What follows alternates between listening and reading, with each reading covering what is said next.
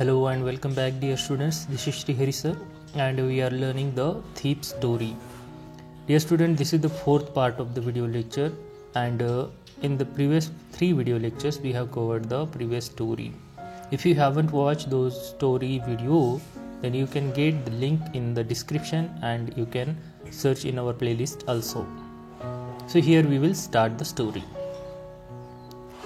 हमने देखा है कि जो चोर है वो चोर अपना और अनिल का दोनों के चेहरे को कंपेयर कर रहा है और देख कैसे उसने अनिल के चेहरे को देखा कि वो एकदम शांत सो रहा था और हालांकि चोर के चेहरे पर काफ़ी चिंता और स्कार्स दिखाई दे रहे थे।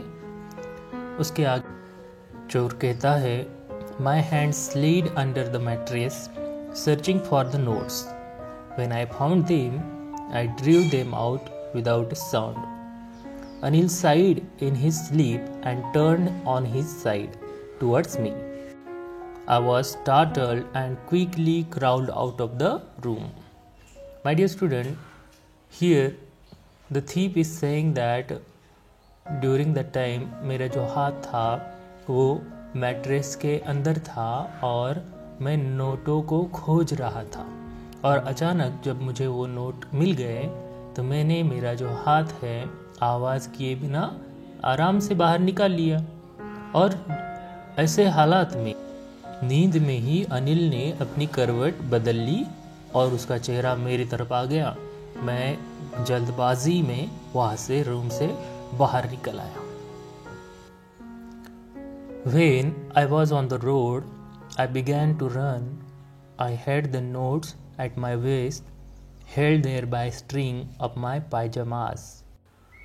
I slowed down to walk and counted the notes, 600 rupees in 50s.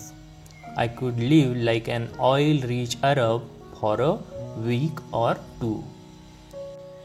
It means, my dear student, चोर अब यहाँ पे चोरी करके रूम के बाहर निकल आया है, रास्ते पर आया है और वो रास्ते पर दौड़ने लगा है और उसने देखा कि वो जो नोट थे उसने अपने कमर पे अपनी जो पायजामा का नाड़ा था उससे बांध दिए थे और दौड़ते दौड़ते उसने अपनी जो गति है उसको धीमी कर दी और नोट को काउंट करने लगा और उसमें उसने 600 रुपीज़ उसको दिखे जो कि 50 रुपीज़ के नोट में डिवाइडेड थे।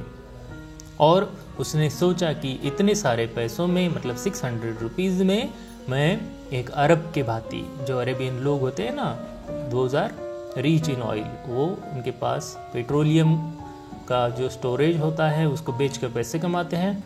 तो चोर ने यहाँ पे इमेजिन किया है कि मैं उस अरब व्यक्ति की तरह ही एक हफ्ते के लिए या फिर 2 हफ्ते के लिए आसानी से और आराम से जी सकता हूँ।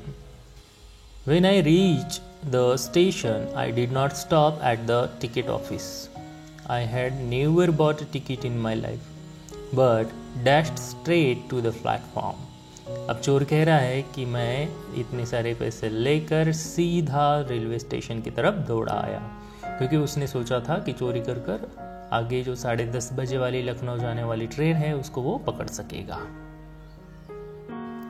और वो चोरी करके सीधा रेलवे स्टेशन की तरफ आया, लेकिन उसने टिकट ऑफिस के पास रुककर टिकट भी नहीं खरीदी किया था और वो कहता है कि मैंने आज तक मेरी ज़िंदगी में कभी भी टिकट परचेस करके रेलवे में ट्रैवल नहीं किया है। तो इससे हमें इस चोर की टेंडेंसी पता चलती है कि वो रेलवे में बिना टिकट परचेस किए ट्रैवल करता है। But dash straight to the platform, वो टिकट ऑफिस के पास ना रुकते हुए, डैश मीन्स रैन टूवर्ड्स, वो सीधा प्लेटफॉर्म पे चला गया। The Lucknow express was just moving out, और उसने देखा कि लखनऊ जाने वाली जो एक्सप्रेस है वो अब निकलने वाली थी।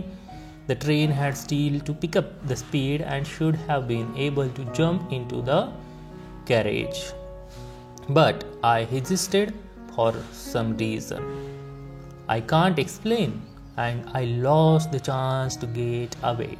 अब चोर कह रहा है कि मैं प्लेटफॉर्म पर पहुंच गया, मेरे सामने एक्सप्रेस थी और मैं थोड़ा सा दौड़कर उसे पकड़ भी सकता था, लेकिन पता नहीं क्यों मैं किस कारणवश वहीं पे रुका और मैंने वहाँ से भाग जाने का, निकल जाने का जो एक चांस था मेरे पास, वो मैंने गंवा दिया था। तो माय डियर स्टूडेंट, हमने देखा कि चोर इस अनिल के घर पे किस तरह से चोरी करता है और वहाँ से भाग निकलने की कोशिश भी करता है, उसमें कामयाब होता है, लेकिन वो वहाँ से निकल जाने से पहले पता नहीं क्या सोच लेता है और रुक जाता है। सो आज के लिए हम बस इतना ही जानेंगे। Remaining story we will cover in the next video lecture. For today this much only. Thank you. और अगर आपने अभी तक चैनल को सब्सक्राइब नहीं किया है, so please subscribe, like and share with your friends.